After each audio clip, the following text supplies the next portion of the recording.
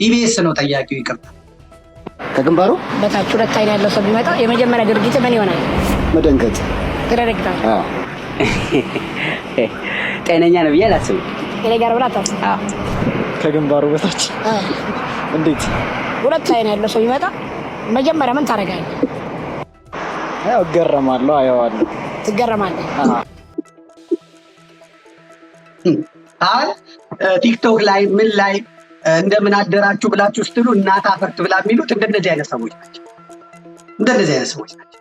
ከግንባር በታች ሁለት አይን ያለው ሰው ቢመጣ ምንድነው የምታደርገው ሲባል እገረማ። በጣም አመላለሳቸውን እንኳን እስቲ ድገምላቸው። በተለይ ሁለተኛው ልጅ ብሎ ነው የሚጀምረው። አሁን ይሄ ከግንባሩ በታች ሁለት አይን ያለው ሰው ቢመጣ የመጀመሪያ ድርጊት ምን ይሆናል? መደንገጥ። ትደረግታለህ? አዎ ጤነኛ ነው ብዬ አላስብም። እኔ ጋር ብላ ታስብ። ከግንባሩ በታች እንዴት? ሁለት አይን ያለው ሰው ቢመጣ መጀመሪያ ምን ታደርጋለህ? ያው እገረማለሁ፣ አየዋለሁ። ትገረማለህ? እና እኔ አገልግሎቴን ሳቀርብ ወይም ደግሞ መልእክቴን ሳስተላልፍ እንደዚህ አይነት ሰዎችም እንደሚሰሙኝ ታዛቢ አድርጌ ነው፣ ተገማች አድርጌ ነው፣ ጠብቄ ነው። ከግንባር በታች ሁለት አይን ያለው ሰው ሲመጣ ምን ትሆናለህ ሲባል በጣም ገረመው የሚል ሲያዩት ሱሪ ያረገ ኮት ያረገ እንደገና ደግሞ ጎልማሳም ወጣትም ትልቅም ሰው የሆነ ያለበት እና ኑሮ ያሳበደው ጦሽ ያደረገው ጦዝ ያደረገው ሰው ሁላ እንደሚከታተል አይተን ነው ወደዚህ ወደ አገልግሎት ውስጥ የምንገባው ማለት ነው። ስለዚህ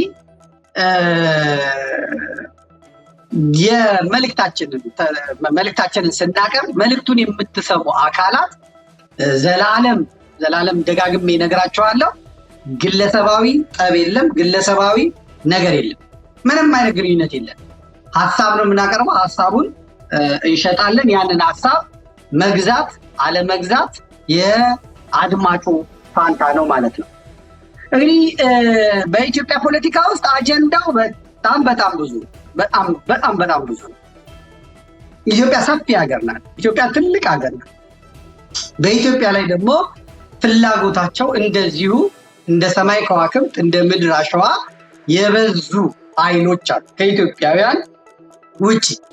ኢትዮጵያውያን በሀገር ውስጥ ያለን ፍላጎትና እንደገና ደግሞ ከኢትዮጵያ ውጭ ያሉ የኢትዮጵያ የቀደመ ጠላቶችም ወዳጅም ሆኖ ደግሞ ኢትዮጵያን በራሳቸው ቅኝት በራሳቸው መንገድ መውሰድ የሚፈልጉ አካላት የሚያቀርቡልን አጀንዳ እጅግ በጣም ሰፊና ትልቅ ነው፣ የቆየ። ያንን በምን ያህል መንገድ ተደራጅተን ምን ያህል ለመከላከል እንጥራለን? ያው በየቤታችሁ ሁላችሁም እንትናችሁ የምታውቁት ነገር ነው። ኢትዮጵያ ችግር በገጠማት ጊዜ ደግሞ ችግሩን ተገን አድርገው የራሳቸውን ፖለቲካ የራሳቸውን ፍላጎት ለማንጸባረቅና ለመጫን የሚፈልጉ አሉ። በ1966 ዓመተ ምህረት አብዮቱ ሲመጣ ከአብዮቱ ጋር የአብዮቱ ደጋፊ በመሆን ወደፊት ቀርበው ጠላቴ የሚሉትን ጨቁኖኛል የሚሉትን በልጦኛል የሚሉትን ምን የሚሉትን ያወደሙ ያጠፉ ሰዎች አሉ። ኤሊቶቻቸውን ታሪኮቻቸውን የደለዙ የቀሙ የወሰዱ ኃይሎች አሉ። በ1983ም የመንግስት ለውጥ ሲመጣ የመንግስት ለውጡን ተከትለው ያ መንግስት ህዝባዊ ቅቡልነት ባጣበት ሰዓት እኛ እንሆናለን ብለው ፓርላማውን ሞልቶ ቀበሌውን ይዘው ፖሊሱን ይዘው ፍርድ ቤቱን ይዘው ምኑን ይዘው ያንን የህወሓት መሩን የወያኔ መሩን ስርዓት ይዘው ይሄዳሉ። እነዛ ሰዎች ደግሞ መደገፍ ስለሚፈልጉ እነዛ ስርዓቶች መደገፍ ስለሚፈልጉ አገሪቷ ላይ ለሚደርሰው ድቀት ውድመት ጉዳያቸዋል። አሁንም ልክ አብይ አህመድ ሲመጣ ደግሞ ያን የአብይ አህመድን የብልጽግና ስርዓት ተከትለው አብሮ የመጡ ጉዶች አሉ። ራሳቸውን እንደ እስስት የሚለዋውጡ የመጣውን ስርዓት ተገን አድርገው ስርዓቱ ጠፊ ነው፣ ስርዓቱ ወዳሚ ነው፣ ስርዓቱ ያረጃል፣ ይሞታል፣ ይቀየራል፣ እኛ ግን ስርዓቱን ተጠግተን የምንፈልገውን አጀንዳ ማስፈጸም ህግ ማስወጣት አለብን የሚሉ አካላት ይመጣሉ ማለት ነው። እነዚህ አካላት ሀገር ውስጥ የበቀሉም ናቸው። ለዘመናት ቂም ቋጥረው ለዘመናት ስሌት ሂሳብ ሰርተው የተቀመጡ ናቸው። እነዚህን አካላት ደግሞ የሚጋልባቸው ፍላጎት ያላቸው አለ። በምዕራባውያን በኩል የሚጋልቧቸው አሉ፣ በአረቦቹ በኩል የሚጋልቧቸው አሉ ማለት ነው። ከኢኮኖሚ አንጻር ከሃይማኖት አንጻር የሚጋልቧቸው አሉ ማለት ነው። የሚጋልቧቸው አሉ። እነዚህ ሰዎች የብዙዎቹ ዝምታ እነሱን ተናጋሪና ቀማኛ አድርጎ ወደፊት ያመጣቸዋል ማለት ነው። የብዙዎቹ ዝምታ ለነገሮች ደንታ አለመኖር፣ ለነገሮች ግብረ መልስ አለመስጠት፣ በትግልም ደግሞ ከሆነ የድሃው ልጅ ሞቶ የሌላው ልጅ ሞቶ ነፃ መውጣት የሚፈልገው በጣም ብዙ ስለሆነ እሱ መጠቆር አይፈልግም፣ እሱ መነካት አይፈልግም። ለእኔ መረጃ የሚሰጡኝ ሰዎች እንደዚህ ነው ይሉኛል። ውጭ ሀገር ነው የሚኖሩት ወይ ምናምን ነው የሚኖሩት። ከዛም የሆነ ጊዜ ደግሞ ከአብይ አህመድ ጋር እዛ አንድ ስብሰባ ላይ ከምናምን ጋር አንድ ቦታ ቁጭ ብሎ ያቸዋል። በሚገርም ሁኔታ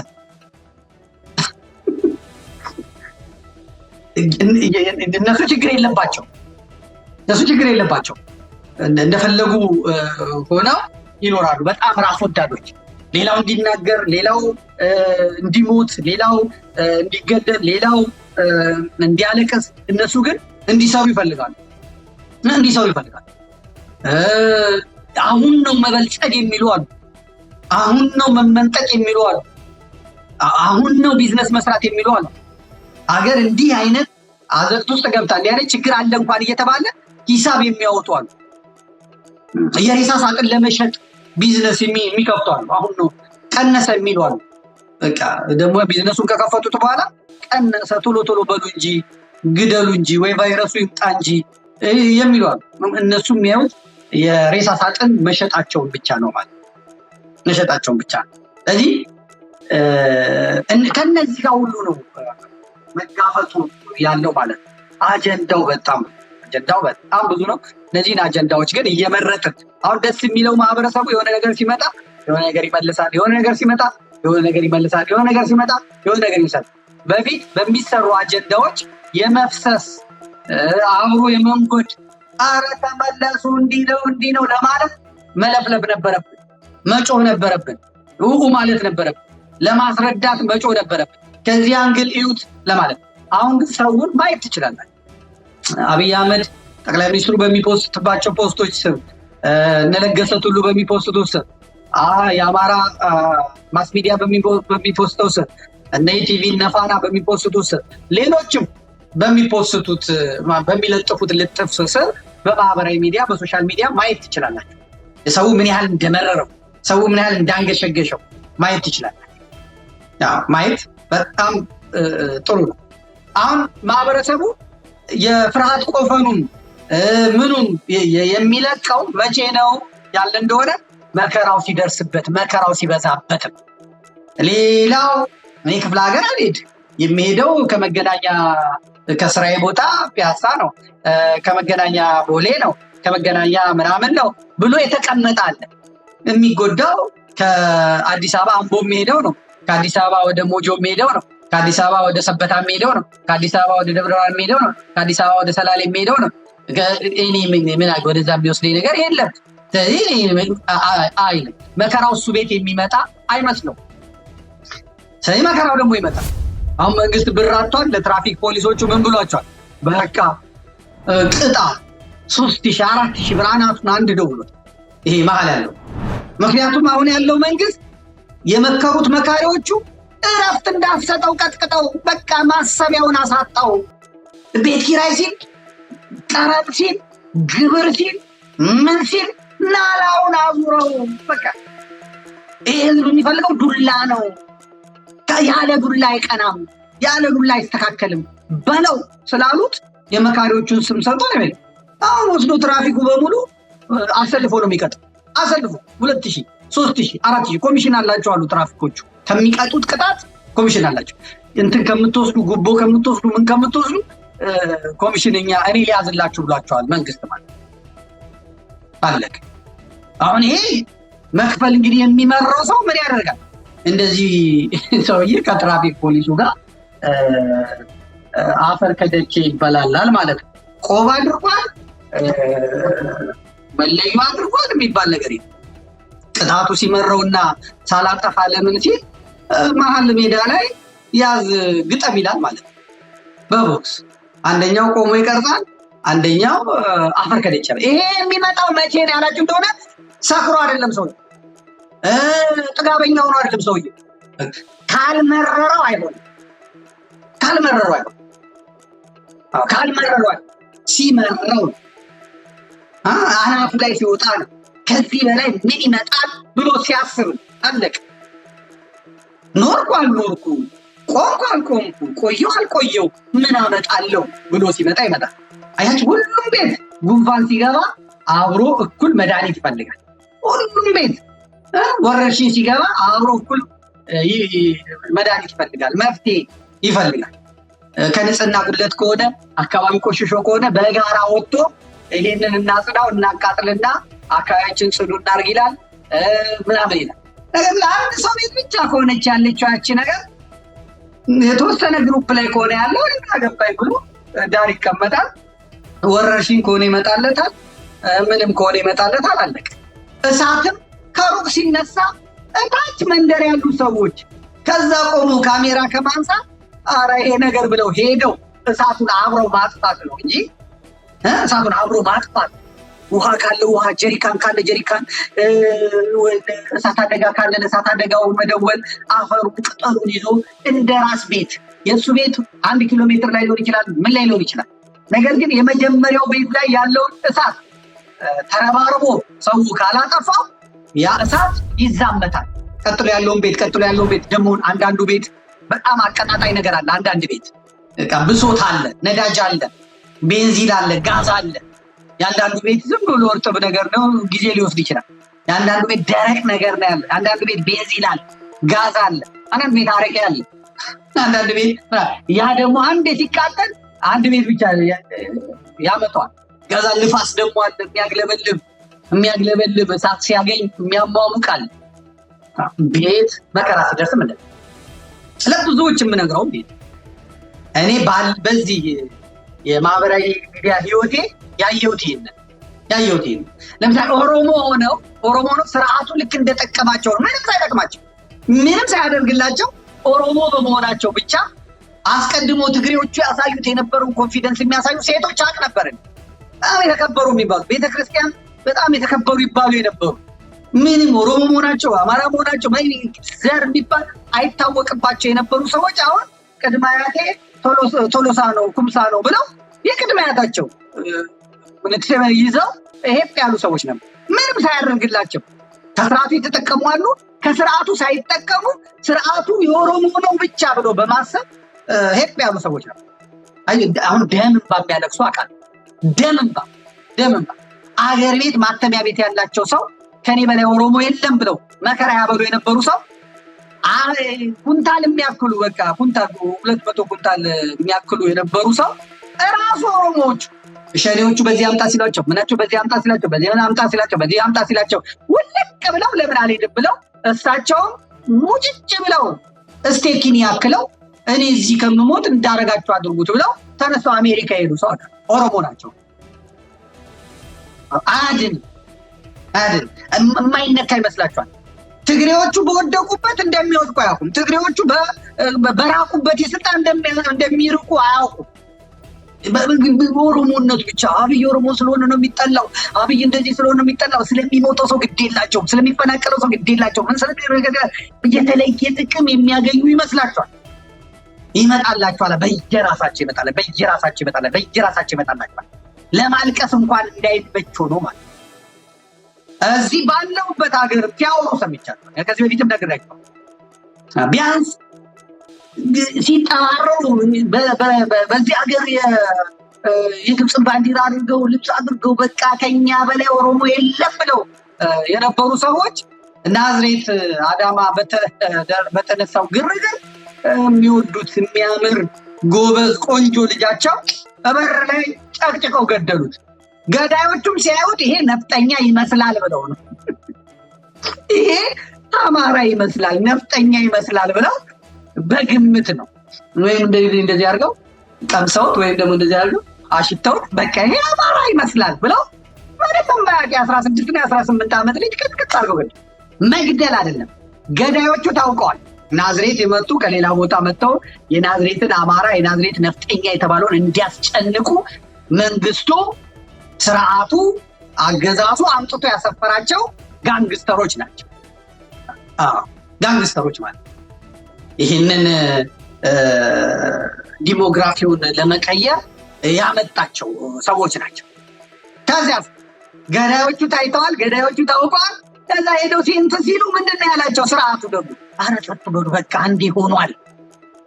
አሁን ደግሞ ኦሮሞ ገደለው ብለን ሌላ በነፍጠኞች መሳቂያ ነው፣ በአማሮች መሳቂያ ነው። በቃ እንዴ ጠፍቷል። ስንቱ ወታደር በየቦታ ይሞት የለ እንዴ? በቃ ሄዱት እኮ ተሳስተዋል። ለዛ ነው ፍትህ እንኳን ፍትህ ማግኘት እንኳን በማይቻልበት ይህን የሞተው ግን አማራ ቢሆን እንደዚህ ያለቅሱ ነበር፣ እንደዚህ ያንገበግባቸው ነበር አለ። እያንዳንዱ መከራ በቤቱ ካልገባ፣ የመከራ ድንኳን በደጁ ካልተሰቀለ፣ ህመሙ ካላገኘው፣ ካልቆነጠጠው፣ ካልተሰማው ምንም ሊመጣ አይችልም። ይህን አበጥሬ ነው አበጥሬ ችግሩ የጋራ ነው የማይ ብልጣብልጥ ይበዛዋል።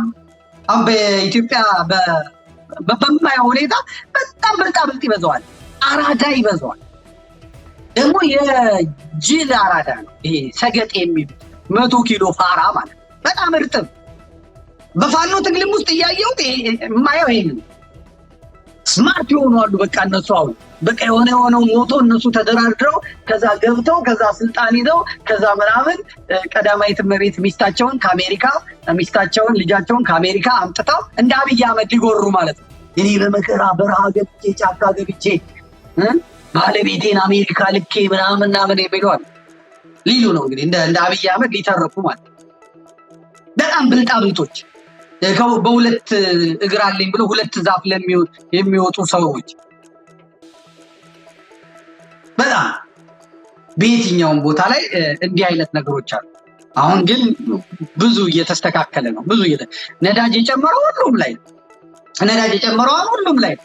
አማራው ብቻውን የሚያለቅስበት ምክንያት አማራው ቢያለቅስ ምግብ አጥቶ ተፈናቅሎ ቤት ፈርሶበት አታርስም አትቆፍርም በመባሉ ሊያለቅስ ይችላል። ተጨማሪ ለቅሶ ሊያለቅስ ይችላል እንጂ እያንዳንዱ መብራት ለከተማው ለኮሪደር ልማቱ እንዲበራ ስለታዘዘ ከፋዩ ህዝብ ነው። ህዝብ መብራት የለውም። ውሃ ለኮሪደር ልማቱ ሳር ለፋውንቴኖቹ እንዲለቀቅ ስለታዘዘ ህዝቡ ውሃ የለውም። ውሃ ግን ይከፍላል፣ በእጥፍ ይከፍላል።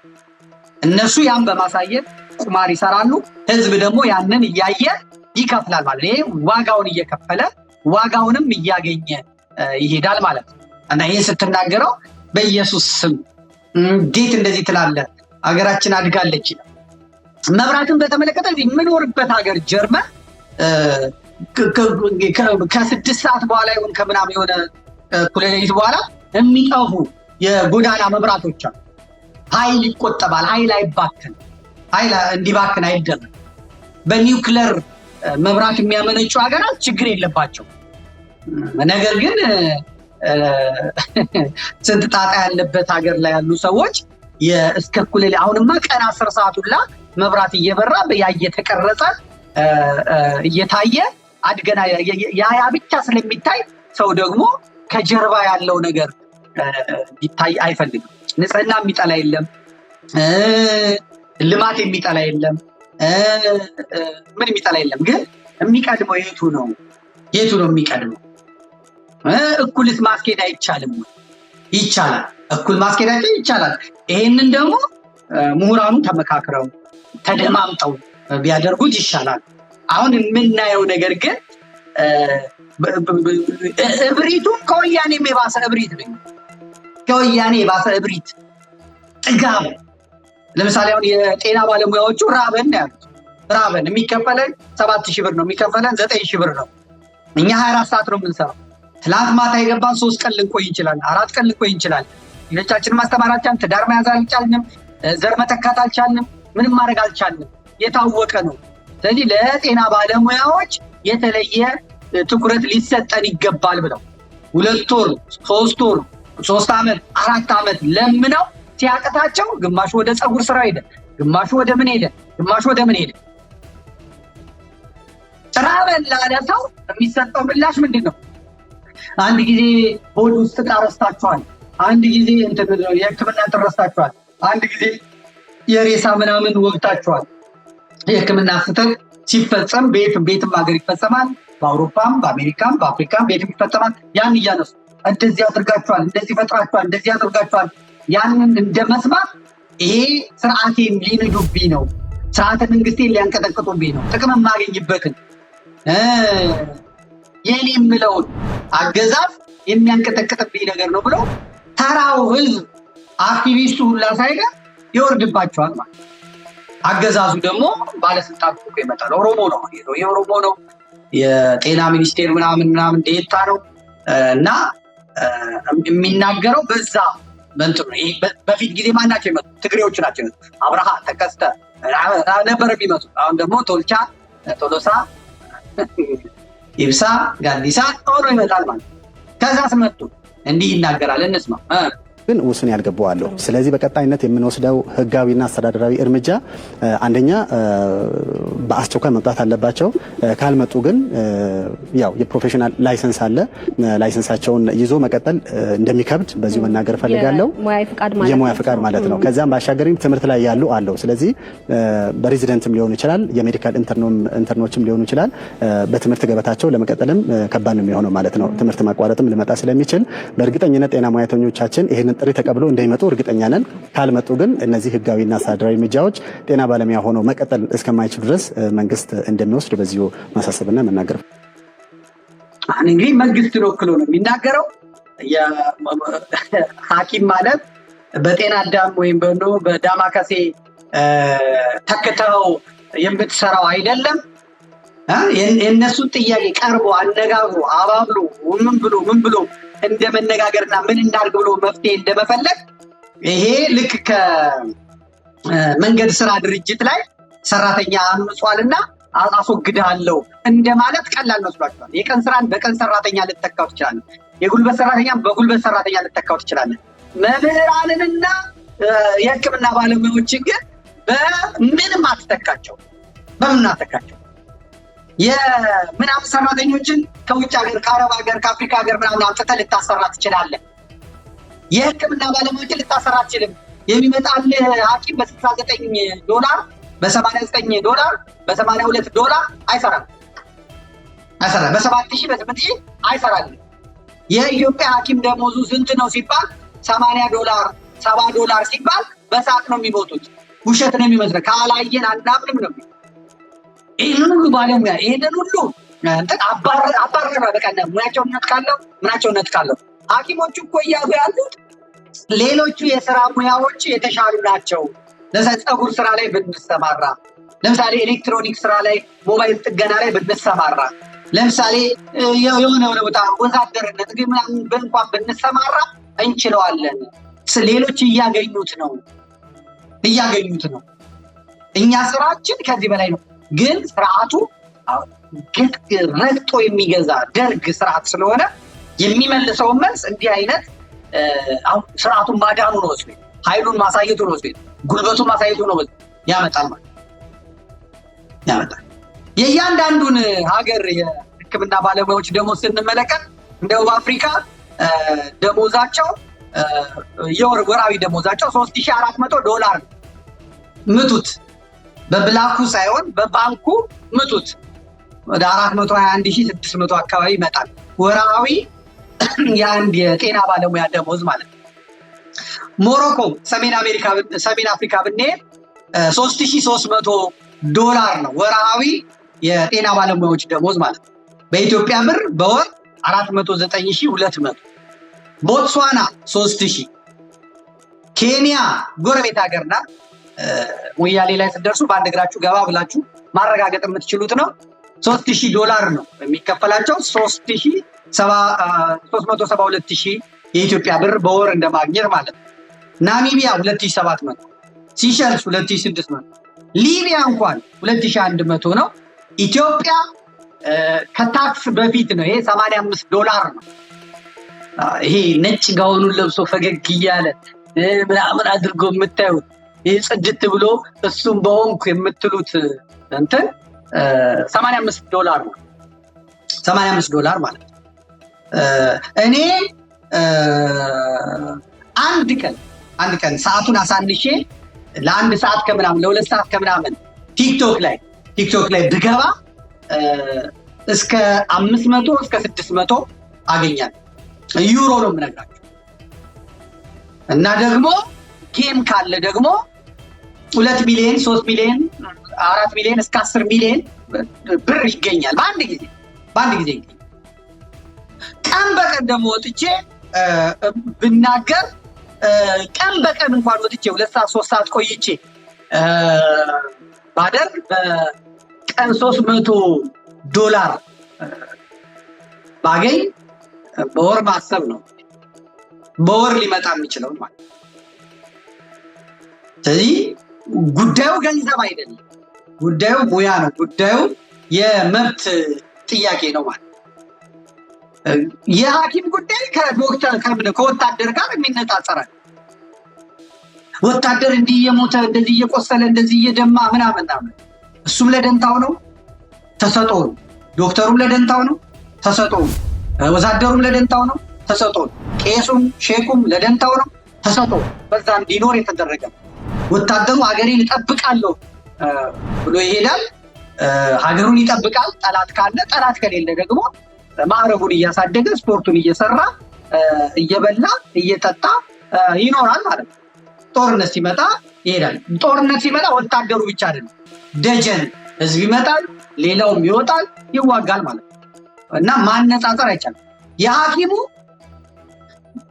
ይዘምታል እዛው ድረስ። ከዛ የተበጣጠሰ እግሩን፣ የተቦጫጨቀ ገላውን፣ የተፈረከሸ የፈረጠ አይኑን ግደሉኝ የሚለውን ያንን አጥበው ያንን ማደንዘዣ ወግተው ማስታገሻ ሰጥተው አንስተው ለቅመው ሰው አድርገው እግሩ የተቆረጠውን ብረት አስገብተው የተቦጨቀውን ተመቀመጫውን ተታፋውን አምጥተው ለብደው ሰፍተው አይኑ የፈረጠውን ግንባሩ የተበረቀሰውን ምን ብለው ያ ይሰጣል ማለት ያ ስቃይ አለው። ደም አጨማልቀው ምን ብለው ሰው ናቸው፣ የሰው ልጆች ናቸው። እና የሕክምና ሙያው ክቡር ነው ማለት ክቡር። የሐኪምን ጥቅም የሚያውቀው የታመመ እነዚህ ባለስልጣናቶቹ አይታመሙም። እነዚህ ባለስልጣናቶቹ ህመም የሚባል ነገር አያውቃቸውም። ስለዚህ እነሱ ሲታመሙም ደግሞ የሚሄዱት የት ነው? ባንኮክ ነው የሚሄዱት። የት ነው? ናይሮቢ ነው የሚሄዱት። የት ነው? ህንድ ነው። ምንም ችግር የለባቸውማ። ታክሱን ምኑን የሚከፍለው ሌላው ሰው ነው። ችግሩ ግን ይሄ ለቀሪው ነው ማለት ነው። እና ይሄ ነው አሁን ባለው ነገር ጫና ስናበዛባቸው ረቦታል ምንም ማድረግ አይችልም። ስለራበው ይሄኛው ስለማያዛልቀው ልይል ነው። እኔ ስታመም የካርድ ማውጫ እያጣሁ ነው። እኔ ስታመም የደም የሰገራ የሽንት ማስመርመሪያ እያጣሁ ነው። ሐኪም ሆኜ ዋስትና የለኝም። ስለዚህ ለምን ሙያ አልቀይርም? ለምን ዘርፍ አልቀይርም ብሎ ይሄዳል ማለት። እዛ አብይ አህመድ መጥቶ ሆዳም እያለ ይሰድባቸዋል። ሆዳም እያለ ይሰድባቸዋል። የሚገርም ነገር ነው። እና ይሄንን በእንትን ማየት አለብን። አጀንዳዎቹ ብዙ ናቸው። የሚያደምጡት ሰዎች ግን የሚያደምጡት ሰዎች ማየት ይችላል። ቤተ ክህነት የሰሞኑ ከባድ አጀንዳ ነው። በቤተ ክህነት አካባቢ ያለው ነገር ግን ሰው እንደ አዲስ ነው እንጂ የማየው ብለን ይሄ ይሆናል፣ ይሄ ይፈጠራል፣ ይሄ ይመጣል ያልነው ነው የተፈጠረው። ምንም አዲስ የሚመጣ ነገር የለም። ትንሽ ወደኋላ ላይ እናየዋለን። የአብይ አህመድን ጉብኝት አይተነዋል። የአብይ አህመድ ጉብኝት ሊያመጣ የሚችለውን ውጥንቅጥና ምንም እንደማይፈይድለት ተናግረናል። ባለውም መሰረት ደግሞ አብይ አህመድ ሄዶ በሄደባቸው አካባቢዎች የሚፈልገውን አይነት አቀባበል አልገጠሙም። እንደውም እሱ በሄደበት እሱ የደረሰበት አካባቢ እሱ የነካው ሰው ወይ ትዳሩ ይበጠበጣል ወይ ደግሞ አናቱ ይበጠበጣል። እና ፈረንሳይ በመሄዱ ባልና ሚስት ተጣልተው ነው የመጡት። የማክሮን የፕሬዝዳንቱ የፈረንሳዩ ፕሬዝዳንት ሚስት በጥፊ ፕሬዝዳንቱን መጥተው የታዩት እሱ ሄዶ ነው። ቁጤ መናና ስትሆን እንደዚህ ትዳር ትሪና በሚፈልገው መልኩ ለማርኮን ያደረገውን አቀባበል ሊያደርጉለት አልቻሉም። ጣሊያንም ሲኬድ እንዳያችሁት ነው እንግዲህ በሚፈለገው መጠን አላገኘም። ቫቲካንም ድንኳን ሰበራ ነው፣ ለማደስም ነው፣ ምንም አልተገኘም። ጀርመን ይመጣሉ ብለን እኔም ራሱ በጣም ሰፍ ብለን ጠብቀን ነበረ። የጀርመን መንግስት ግን እንዲህ አይነት ነገር የለም አሁን ልንቀበል አንችልም ብለው ተመልሰዋል ተብሏል። እንግዲህ በጣም አንድ የኖቤል ፒስ ፕራይስ ያሸነፈን ሰው በዚህ መጠን ቀዳማዊ አፄ ኃይለ ሥላሴ ሀገር ወጥቶ ስራ ቆሙ በተቀበሏት ሀገር ያቺ ስመገናና ከፍታ ላይ የነበረች ሀገር ዛሬ እንዲህ አይነት ህፃናት ላይ ወድቃ መጫወቻ መሆኗ በጣም እጅግ በጣም የሚያሳዝን ነው። የአብይ ጉብኝት አንዱ አጀንዳ ነበር፣ ግን ዋናውን መሰረታዊ ነገር መሬት ያለውን ችግር አልቀየረም፣ አልፈታም ማለት ነው። ያው ተመልሶ ሄዷል። ሌላው የኤርትራ ነቆራ ጉዳይ ደግሞ የአዲስ ማዕበል አምጥቷል። በተለይ ፕሬዚዳንት ኢሳያስ አፈወርቄ ከኢትዮጵያ ነፃ የወጣንበት ኢትዮጵያ ቀኝ ገዣችን ናት ነበር የሚሉት። ከዛ ነፃ የወጣንበትን ቀን ብለው በሚያከብርበት ቀን የተናገረው ንግግር ሌላ አጀንዳ ፈጥሯል። ይሄንንም ደግሞ በደንብ እንድታዩት ያስፈልጋል ማለት ነው። እኔ ከመጀመሪያ ከጥንት ጀምሮ በኤርትራ ላይ በሻዕቢያ ላይ ያለኝ አቋም የጸና ነው፣ የታወቀ ነው። ይሄ ነቆራ አሁን ብዙዎቹን አሰባስቧቸዋል። የተጠና ነቆራ። ልብ ብላችሁ እንድትሰሙኝ ይፈልጋሉ። መጀመሪያ ኢሳያስ አፈወርቄን ሰምተን እንምጣ እስቲ አምጣው። ኣብ ውሽጢ ናይ ዝሓለፈ ቀረባ ዓመታት ጥራይ ብስም ብልፅግና ከም ሓድሽ ወኪል ወይ ተገዛኢ ኣብ ልዕሊ ህዝቢ ኢትዮጵያ ኣውጆሞ ዘለዉ ኩናታት ናይ ጭንቀቶም ምርኣያ እዩ። ዝተፈላለየ ማዕዝናት ናይ ማያት ናይ ኒልን ቀይሕ ባሕርን ናይ ባሕሪ መስኮት ንህዝቢ ኦሮሞ ዘይውክል ኦሮሞማ ስነ ሓሳብ ኩሻውያንን ሰማውያንን ሕንቅልሕንቅሊተይ ናይ ኤትኒካት ሓድሕድ ኩናት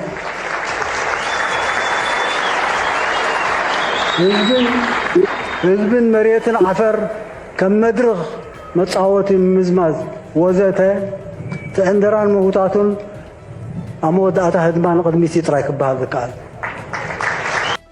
ዋናው የተፈለገው የኦሮሙማ አጀንዳ ኦሮሙማን እነ ፕሮፌሰር ሀሰን ናቸው በደንብ አድርገው የገለጹት። ከዚያ በኋላ ደግሞ ኦሮሙማን በደንብ ተርጉሞ በደንብ ህዝቡ ውስጥ ያሰረጸው ኤርሚያስ ለገሰ ዋቅጅራ። ኤርሚያስ ለገሰ ሁላችንም ማለት ይቻላል ኦሮሙማ የሚለውን ኮንሰፕት እንዲይዘውና ኦሮሙማን በደንብ ፕሮሞት አድርጎ በደንብ ያሰረጸው ኤርሚያስ ነው ማለት ነው። ስለዚህ ይህንን አጀንዳ ተቀብሎ ፕሬዚዳንት ኢሳያስ አፈወርቄ በዛች ላይ ተናገሯል። ሲናገሯት ያቺን ቃል መናገር የሰውየው መናገር ግን በኦሮሞማው ዘንድ ሌላ አጀንዳ ፈጠረችና በአማርኛ ታስለፈልፋቸው ጀመር ማለት ነው። አማርኛ መቼም ለለማኙም ለአፍቃሪውም ለገጣሚውም ለአዝማሪውም ለቀዳሹም ለአወዳሹም ለአንጋሹም ለምንም አማርኛ ይቀለዋል። ሁሉ ነገር በአማርኛ ይቀለዋል። ስለዚህ የኦሮሞ ኃይሎች ተሰበሰቡና መጡ። አሁን ምንን ይዘው ኦሮሞማ የምትለውን አጀንዳ ይዘው መጡ ማለት ነው። እንደውም ነግራቸዋለሁ ወደ በኋላ ላይ ወደ ኤርትራ ቅንቶ የነበረው እንትናም እዛ ከሄደ በኋላ በገጠመው መሰረት ሲናገር የነበረው ይህንን ነው። ኦሮሞማን በተመለከተ ሲናገር ነበር ከሌሎቹ ሰዎች ጋር ሆኖ። ስለዚህ ስለ ኦሮሞማው ሲያወራ ነበር። ለነ ፕሮፌሰር ማን ነው ሲነግር ነበረ። ቪዲዮውን አይታችሁት ሊሆን ይችላል። ስታሊን ሲናገር ነበር። ኦሮሞማ የምትለዋን ነገር ይዘው መጥተው መቀወጥ ጀመሩ ማለት ነው። የሚጸየፉትን አማርኛ የሚጸየፏትን ኢትዮጵያ ተውና አሁን ምን አደረጉ? ቀጥታ ወደ እንትኑ መጡ ማለት ነው። ጎረቤት ሀገር ነው፣ ኢሳያስ አፈወርቂ ነው፣ ሻዕቢያ ነው። ኦሮሞን ተነስቶበታል። እኛን ነካ ማለት ሌላውም እኔም ተነካው ብለህ መውጣት አለብህ የሚል ማጋጋያ ተሰጣቸው። ልክ ጁንታው ኃይል ባነሰው በሚያንሰው ጊዜ እነ ደብረጽዮን እነ ጌታቸው ረዳ ኃይል ያንሳቸው በነበረ ጊዜ ህዝቡ ሌላ ሀሳብ ውስጥ በገባ ጊዜ እና አብይ አህመድ ሄደው የሲቪሉን እርሻውን፣ ኢንዱስትሪውን፣ መኖሪያ ቤት አካባቢ በድሮን ሆስፒታል አካባቢ በድሮን ትምህርት ቤት አካባቢ በድሮን ይመቱና ከዛ ይሰበስቡታል። ልክ እንደ ሀውዜን ማለት ነው።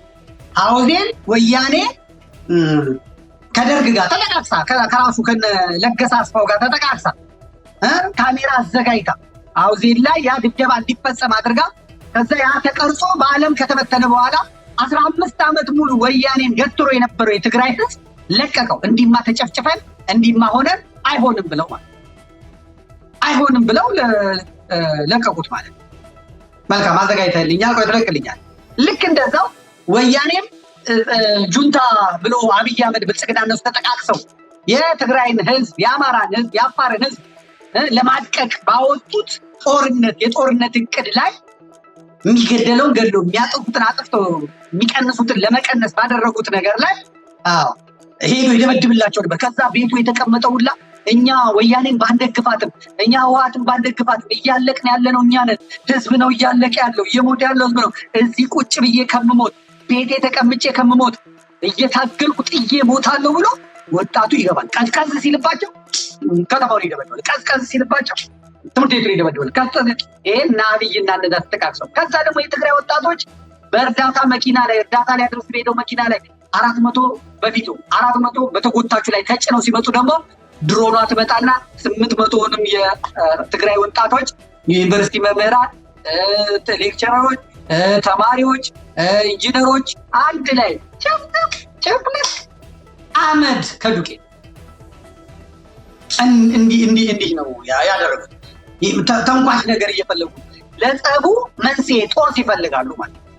አሁን ወያኔ ላይ ለማዝመት ወለጋ ሄደው በኦነግ ሸኔ ስም አማሮችን ሰበሰቡና ጨፈጨፉ። ወለጋ ውስጥ እዚህ ናቸው። እዛ ከጨፈጨፏቸው በኋላ ፓርላማ መጡና አስለቀሷቸው። ከዛ ሰሜንም ህዝብም ተገደለ ተባለ። ህዝቡ ተነስቶ ወደ ትግራይ ዘመተ ማለት የጦስ ዶሮ እየተፈለገ ልክ አሁንም እኔ የሚመስለኝ እኔ መድረክ ስለሆነ ኢሳያስ አፈወርቂ ኦሮሞዎቹ አንድ ላይ ሆነው የሚመጡበትን ምክንያቱም ጦርነቱ ቢካሄድ አሁን በሰሜን ወይ ትግራይ ላይ ነው ወይ አፋር ላይ ነው የሚደረገው። ወይ አፋር ላይ ነው ወይ ትግራይ ላይ ነው የሚደረገው። የሚደቀው አፋርና ትግራይ ነው። የሚሞቱት ትግሬና አፋሮች ናቸው። ወደዚህ ሰፋ ይበል ከተባለ አማራ ላይ ነው የሚደረገው። ያቺ ወልቃይት እንኳን አትነካም። የፖታሽየም ሬረርዝ ያለ የፖታሿ ጉዳይ እዛ ያለው ጉዳይ ስለሆነ እዛ እሱን አይፈልጉትም። ብዙም ግርግር ሻዕቢያም ወያኔም ብልጽግናም ተባበሩት አረብ ኤሚሬትስም ሌሎችም ያቺን እዛ አካባቢ አይፈልጓል። ቢሆንም ግን የሚሞተው አማራው የሚያልቀው አማራው የሚያልቀው የሰሜኑ ህዝብ። ስለዚህ ኢሳያስ አፈወርቂ ለኦሮሞዎቹ ወረወረላቸውና ኦሮሞዎች ያችን ቀበላሉና እኛን ሰድቦናል፣ እኛን ሌብል አድርጎናል፣ እኛን እንደዚህ ብሎናል ብለው አሁን በአማርኛ ነው የሚያለቅሱት። በኦሮምኛ እንኳን አለ በአማርኛ ነው የሚያለቅሱት። አሁን ኢትዮጵያ ይሆነዋል። እኔም አርባ ገዳ እኔም ኦሮሞ ምናምን ጠፍቷል። አሁን የሚያለቅሱትን ዋይ የሚሉትን በምን ሆኗል? በአማርኛ ሆኗል ማለት በአማርኛ እንስማቸው። እየተተነተነ ነው የኦኤምኤን ላይ የጀዋር መሐመድ ሚዲያ ላይ እየተተነተነ ነው እና እንስማቸው። ነገር ግን ከፕሪፈሪ ወደ ማዕከል ኦሮሞ መጥቶ የራሱን ሚናና ድርሻ ባለው የህዝብ ቁጥር ባለው የመሬትና የኢኮኖሚ ይዞታ ሚና ሊኖረው ይገባል ወደሚለው በሄደበት ወቅት አንድ ሌላ የውጭ አካል በታሪክ ኤርትራ ከተመሰረተች ጊዜ ጀምሮ የኢትዮጵያ ጠላት የሆነ አካል ይሄንን አንድን ማንነት ከሌሎች ኢትዮጵያውያን ማንነቶች ነጥሎ ሲያጠቃ ሌሎች ማድረግ ያለባቸው ኦሮሞም እኔ ነው ወይም ኦሮሞ ላይ የሚሰነዘር ጥቃት እኔም ላይ የተሰነዘረ ጥቃት ነው ብሎ ነው መቀበል ያለበት። ዛሬ ኢሳያስ ኦሮሞን ነጥሎ እንደዚህ ሲያጠቃ እቺ ዝግጅት ነው ነው እቺ ዝግጅት ናት። ይሄ ለአማራው የሚሰራ አይመስለኝም። አሁን ይሄ ለአማራው የሚሰራ አይመስለኝም። አማራ በዚህ እሳቤ ተታሏል። በዚህ እሳቤ አፈር ከደቼ ይበልጣል። የኦሮሞ ደም የኔ ደም ነው ብሎ ጎንደር ላይ የወጣ የአማራ ወጣት ደመከልብ ነው። ደመከል የበቀለ ገርባን ፎቶ ይዞ ይፈቱ ብሎ ባህር ዳር የወጣው የአማራ ወጣት ደመከልብ ነው። ደመከል የአማራ ደም የኔ ደም ነው ብሎ የኦሮሞ ደም የኔ ደም ነው ብሎ የወጣ አትሰሯቸው፣ አትግደሏቸው፣ ነጥላችሁ አታውጣቸው። ይኸው ተመልከቱ። ጎንደር ላይ ወጣው በጎዳና ላይ የሚፈሰው የኦሮሞ ወንድምና እህቶቻችን ደም የኛ ደም ነው። የህዝብን ጥያቄ መጠየቅ ሽብርተኝነት አይደለም። በኦሮሚያ የሚደረገውን የወንድሞቻችን ግድያ ይቁም ያለው አማራ በዚህ ምትክ ከኦሮሞማው የፖለቲካ ኤሊቶች ያገኘው ግብረ መልስ ወራሪ፣ ዘራፊ፣ ገፋፊ፣ ሰፋሪ፣ የአጥሮቹ ናፋቂ እየተባለ መገደል ነው። ጥለት የለበሰው ቀሚሱን ገፎ ማቃጠል ነው። ቤተ እምነቱን ማራከስ ነው።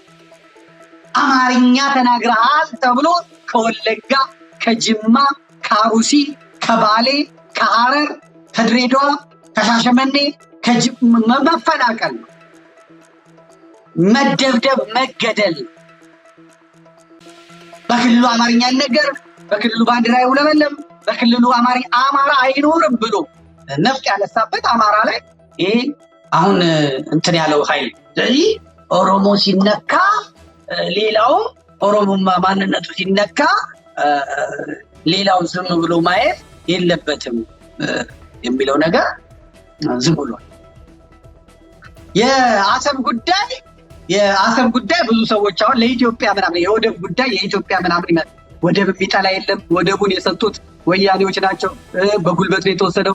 ያሰጡብን የወሰዱብን ከውሃው ያራቁን አሁንም አብይን የሚጋልቡት አካላት ናቸው። ኢትዮጵያን ከውሃው ያራቋት፣ ከስልጣን ያራቋት፣ ለወጪ የዳረጓት የእንትን ኃይሎች ናቸው። ይህም ጥያቄ የቀረበው ራቀን፣ የታጁራ ወደብ ራቀን፣ የምንጭስ ወደብ ራቀን። ስለዚህ ከወልቃይት እስከ አሰብ ድረስ የባቡር መንገድ ይሰራና እዛ በኋላ እዛ ድረስ ይጓጓዝ ነው ዋናው ጥያቄ። ስለዚህ ጥያቄው የዚህ ጥያቄ ፍላጎት አብይ ወይም ደግሞ ብልጽግና ብቻ ነው። ወደቡ ቢመጣ በጣም እሰየው፣ በጣም ጥሩ። አስቀድሞ መዋዋል ይችል ነበር ከኢሳያስ ጋር። በዛ ሽር ጉድ ጊዜ መነጋገር ይችል ነበር። ምን ይችል ነበር? ወገቡን አንፈልግም ሲሉ ቆይተው ሲሉ ቆይተው አሁን ዛሬ መጥተው ወደቡ በባሌም በቦሌም በምንም ይምጣ፣ በባሌም በወደብም ይምጣ። እነመለስ ዜናዊ ኢሳያስ አፈወርቂን አስቀምጠው ተናግሯል። የሰራበት የለም። መስማት እንችላለን። በ1984 ዓ.ም በአዲስ አበባ በነበረው በሽግግር መንግስቱ ጉባኤ ላይ ሁለቱ የአድዋ ልጆች ሲነጋገሩ ሰማቸዋል። እስኪ አምጣው። የኤርትራ ጊዜያዊ መንግስት የአሰብ ወደብ ለኢትዮጵያ ኢኮኖሚያዊ ደህንነትና እድገት ያለውን ከፍተኛ አስተዋጽኦ ይገነዘባል። ይኸው የባህር በር ጉዳይ በኢትዮጵያና በኤርትራ ህዝቦች የግጭት ምንጭ ሊሆን እንደማይችልም ያምናል። ስለሆነም የአሰብ ወደብ ለኢትዮጵያ ነጻ ወደብ ሆኖ እንዲያገለግል ወስኗል ተብሎ ይስተካከላል። የግጭት ምንጭ ሊሆን እንደማይችልም ያምናል በሚል አምስተኛው ቁጥር 5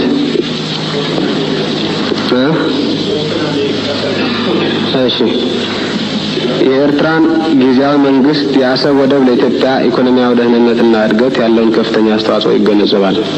ይኸው የባህር በር ጉዳይ በኢትዮጵያና በኤርትራ ህዝቦች የግጭት ምንጭ ሊሆን እንደማይችልም ያምናል። ስለሆነም የአሰብ ወደብ ለኢትዮጵያ ነጻ ወደብ ሆኖ እንዲያገለግል ወስኗል። የተወሰነ ፊርማውን አላሳዩንም። ነጻ ወደብ ሆኖ ያገለግላል ተብሏል። ፈርሞ ከነበረ ማምጣት እነሱ ኢትዮጵያ የምትባል ሀገር አደንቁረው በዝብዘው አጥፍተው ከዚያ በኋላ ኢትዮጵያ ስትበታተን አሰብን ይዘው ሀገር ለመሆን ነበረ ስራውን ሲሰሩ የነበረው ማለት ነው። ፊርማ ካለ ፊርማውን ለምን አላዘገ ኢትዮጵያ ለምን አልተጠቀመችም? አድዋ ላይ ለምን ከፈታችሁ? ሩቅ ነው። ይሄን የሚያክል ጨርቃጨርቅ ፋብሪካ ለምን ከፈታችሁ ብለን የስነ ጥበብ የኪነ ጥበብ ባለሙያዎች ሄደን በጎበኘን ጊዜ የፋብሪካውን የሚያስጎበኘን ሰው ጠይቀናል። በሽፍ ወደ 10,000 ሰራተኛ ነው የሚሰራው እዛ አድዋ ጨርቃጨርቅ ፋብሪካ፣ አድዋ መድኃኒት ፋብሪካ፣ አድዋ ምናምን ላይ ማለት በጣም ሩቅ እኮ ነው። ከጅቡቲ እዚህ ለመድረስ እራሱ በጣም ጥሬ ዕቃ ለማምጣቱ አይደለም ወይ ስንል እግዚአብሔር በሚያውቀው ያ የሚያስጎበኘን የፋብሪካው ዋና ስራ አስኪያጅ ምን አለ? አይ ፋብሪካው እዚህ ሲሰራ አሰብና ምጽዋን ታሳቢ አድርጎ ነው። ከዛ ጸቡ መጣና ምን ማድረግ ይቻላል እንጂ እውነት ነው፣ በጣም ሩቅ ነው።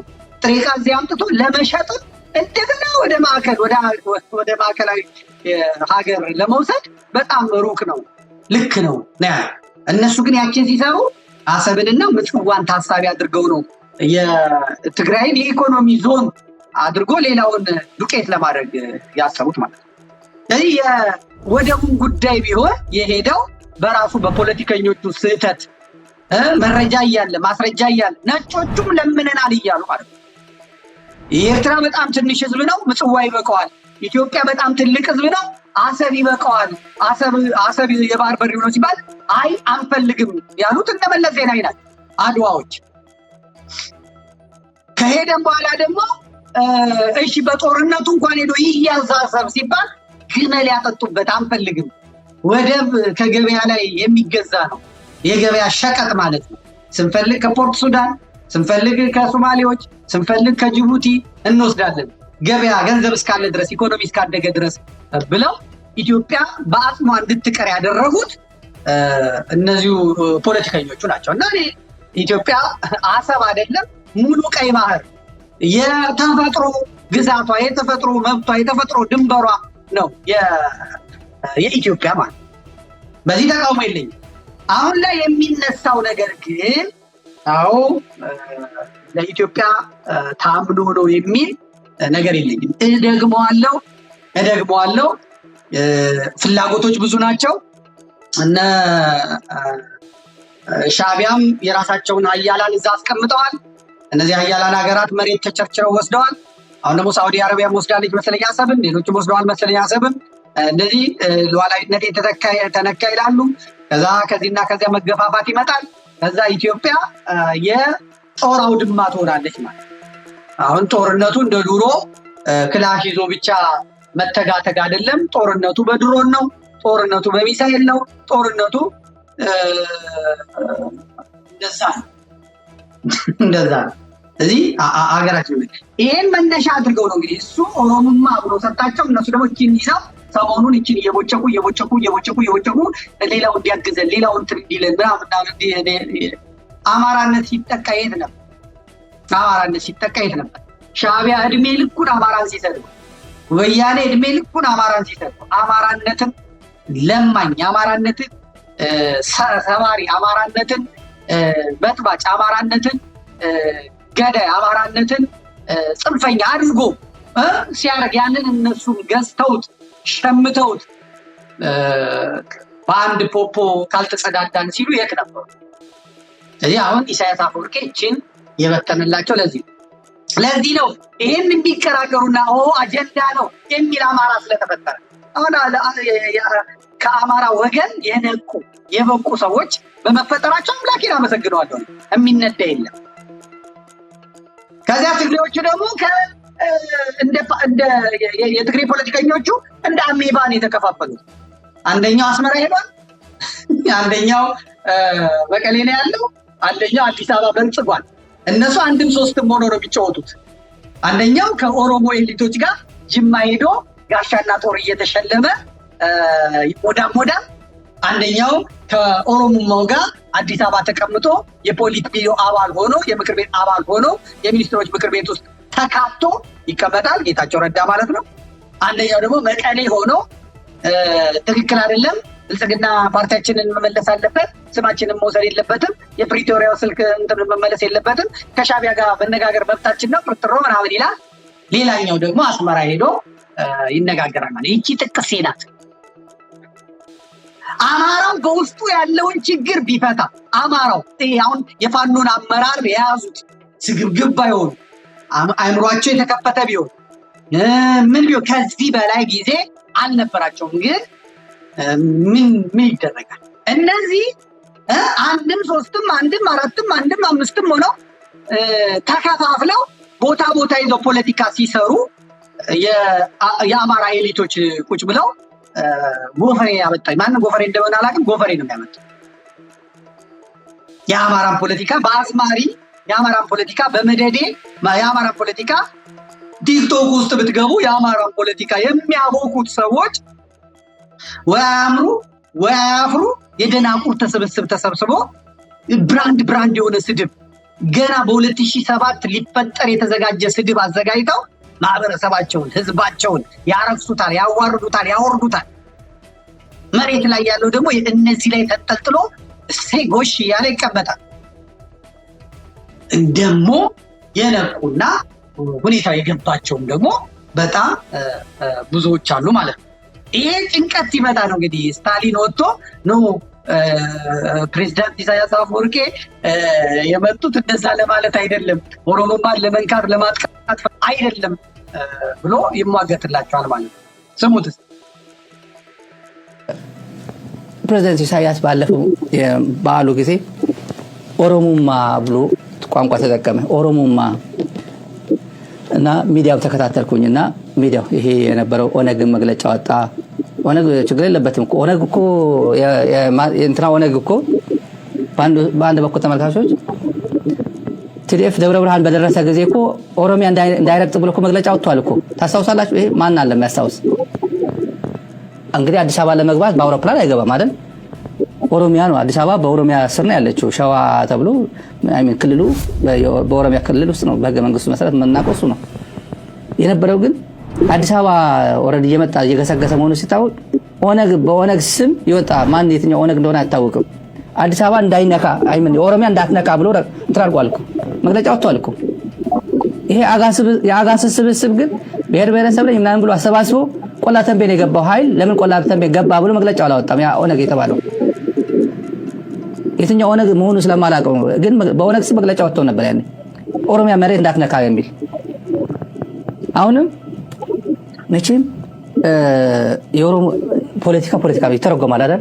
እኔ የገረመኝ ትላልቅ ሰዎች የሚባሉ ኢሊት የሚባሉ ሰዎች ኦሮሞማ በማለት ብሎ የኦሮሞ ህዝብ ላይ ተሳለቀ ምናምን ያለበት ኢንቴንሽኑ ዋና ኢንቴንሽኑ የትኛው ኦሮሞማ ምንድን ያለው ቃል በቃል አሁን ኢሳያስ ፕሬዝዳንቱ ጋር ቁጭ ብዬ ይሄን ቋንቋ ነገር ለምሳሌ ኮት ያደረኩላት ይሄ ኮት ያደረኩት ሚዲያ ላይ ፕሬዝዳንት ኢሳያስ ቁጭ ብሎ የሚያየው ፕሮግራም ነው ይሄ እና ኦነግ መግለጫ ወጣ። ይሄ ኦሮሞማ ብለ የተጠቀምከው ቋንቋ እንትን ሆነ ጤናማ አይደለም እና ለፍትህ ታጋዮች ጭምር የሚያስቀይም ነው። ለምንድን ነው ይሄን ቋንቋ የተጠቀምከው የነገርኩት? ለምሳሌ ጃዋርም የሆነ ሚዲያ ላይ ወጥቶ የሆነ ኮት ተደርጎ ያየሁት እንደዚህ ለምሳሌ የነገርኩት ነው የጠየቁት ጥያቄ ነው። እሱ ምንድን ነው ያለኝ? ይሄ ኦሮሞማ the most abused word ነው በብልጽግና መንደር። ብልጽግና ይሄ አገዛዝ አቢዩዝ ያደረገው ተርሚኖሎጂ ነው። ክቡር ነው ቋንቋው ክቡር ነው። ልክ ኤርትራዊነት ትግራዋይነት ምናምን እንደማለት ነው። ኦሮሞማ ግን አቢዩዝ አድርጎታል። ሂድና ኢንቨስቲጌቲቭ ጆርናሊዝም ቃል በቃል ነው ይሄ ቋንቋ የምትጠቀመው። ኢንቨስቲጌቲቭ ጆርናሊዝም ስሩና ጫፍ ኦሮሚያ አካባቢ ሄዳችሁ ገጠር አካባቢ ያለችው ኦሮሞ ጠይቋት። ኦሮሞ ማላንች ምንድነው ብለህ ጠይቃት። አዲስ አበባ ብልጭልጭ ያደረገ እኔ ያንተ መንግስት ነኝ እዚህ የመንግስት ነኝ እያለ እስፋፋለሁ ቀይ ባህር ገባለሁ ኩሽ ነው የአፋር ኩሽ ነው ኦሮሞ ኩሽ ነው ከዚህ በኋላ የኩሽ ኢምፓየር እዚህ አካባቢ ፈጥርልሃለሁ አሰብ ያለበት ባህር ያለበት አሰብ ፈጥርልሃለሁ ብሎ ያላቅሙ የሚንጠራራው አገዛዝ እዛች ጠግ ላይ ያለችው ድሃ እናት ኦሮሞማ ምንድነው ብለ ጠይቃታል ይሄ የኦሮሞ ህዝብ በፍጹም ከኦሮሞ ህዝብ ጋር የኦሮሞ ህዝብ ጥያቄም አይደለም ይሄ ጥያቄ ያው እዛው ጽሁፉም ላይ ገልጾታል ግን ያው መቼም ኦሮሞ ህዝብ ፕሮፌሰር አስመሮም ለገሰ ኤርትራዊ ነው አይደል ፕሮፌሰር አስመሮም ለገሰ የገዳ ስርዓት ፒኤችዲ የሰራ ትልቅ አክብሮት የሰጠው ያው አይደል ምን ትልቅ ክብራል የሰጠው የኦሮሚያ ክልል እነ ለማ መገርሳ በነበረበት ጊዜ ፕሮፌሰር አስመሮም ለገሰ የሚያክል ትልቅ ሰው ማን ነው የኦሮሞ ታሪክን እንትን የጻፈ የገዳ ሲስተምን ቁጭ ብሎ ተንትኑ ለትውልድ ያስቀመጠ ኤርትራዊ አይደል እንዴ ኦሮሞ እኮ አይደለም ገዳ ስርዓት ያጠና ወይ አማራ ወይ ትግራይ አይደለም እኮ ለፖለቲካ እንጠቀምበት ኦሮሞማ ብሎ ተሳደበ ኤርትራኮ ጦርነት አወጀበ ኦሮሞ ህዝብ ሆይ ብሎ ለድጋፍ ማሰባሰቢያ ብልጽግና ሊጠቀምበት ስለፈለገ ነው እንጂ በፍጹም ከተስፋዬ ገብረአብና ከፕሮፌሰር አስመሮም ለገሰ በላይ የኦሮሞ ህዝብን ክብር በሚጠብቅ መልኩ የገለጸ የተነተነ ሰው የለም ሌላ ብሔር ማለት ነው እናምጣ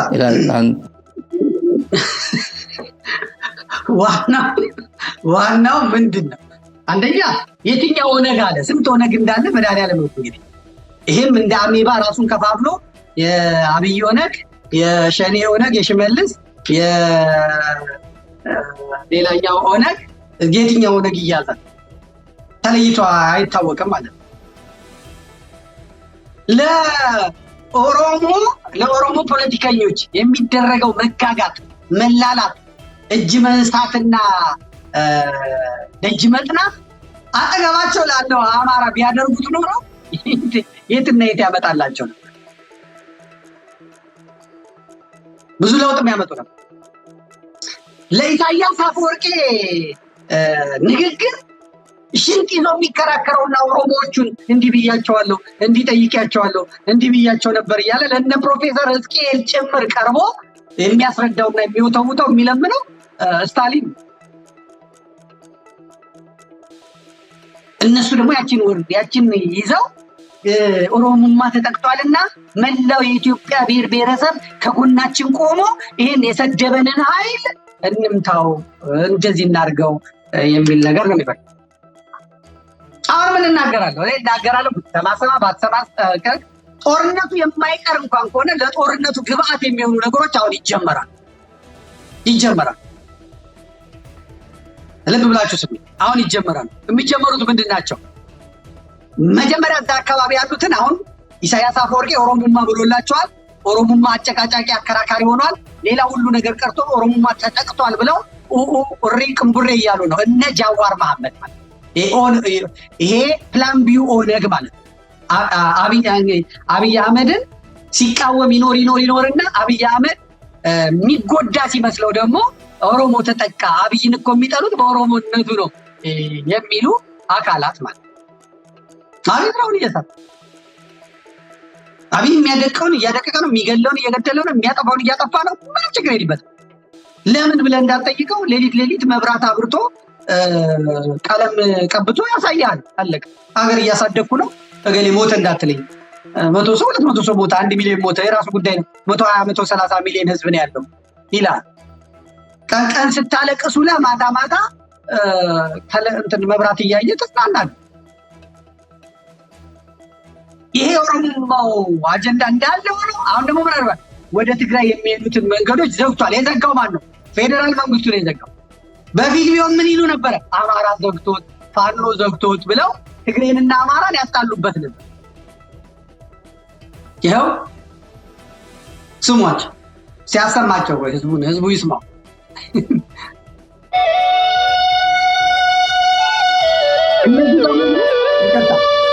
እነዚህ በሙሉ የምትመለከቷቸው ወደ ትግራይ ለመሄድ ተዘጋጁ ቲማቲም የሚበላሹ ነገሮች ብርቱካን አትክልት ሽንኩርት የሸቀጣሸቀጥ እቃዎች ናቸው ስለዚህ አፋር ላይ ቁም ተባለ እዛ የቆሙት ሰዎች ረጅም ቀን ሲሆናቸው ማን ይጠይቃሉ እስቲ ደግሞ ወልዲያን ሞክር ብለው መጡ። እዚህም ሲደርሱ ቆሙ ተባሉ። ምን የት እንሂድ ምን እናድርግ አሉ። በዛው ደግሞ ብሔራዊ የምክክር ኮሚሽን ተብሎ እነ ጀነራል ታደሰ እነ ጌታቸው ረዳ እዛ መጥተው ጭቡጦ አክለው ፊታቸውም ለምቦጫቸውም ተጥሎ እዛ ኩሽምን ብለው ይቀመጣሉ። ያው እንደምታዩ ኢትዮጵያ እየመከረች ነው ይላል። ወደ ትግራይ አይገባም፣ ወደ ትግራይ ዕቃ አይሄድም ይላል። አሁን ደግነቱ በአማራ እንዳይሄዱ አፋር ላይ ነው መጀመሪያ የጀመሩት። ከዛ አሁን ምን እንዳይሄዱ ሌላ ጉዳይ ነው። በሙሉ ለምቦቹን ጥሎ ቁጭ ብሏል። ምን እንደሰማ እግዚአብሔር ያውቅ፣ ወይም ደግሞ ድራማ ቁማርም ሊሆን ይችላል። ኢትዮጵያ ውስጥ በደረሰው ነገር ተሰምቷቸው ምናምን እንዲባል ማለት ነው። ይኸው አዲስ ወዶ ገቡ አገልጋይ ጌታቸው ረዳ እንደምታዩት ፊቱንም ጥሎ ምኑንም ጥሎ አለ። አረጋም አለ እሳቸውም አሉ። በሚገርም ሁኔታ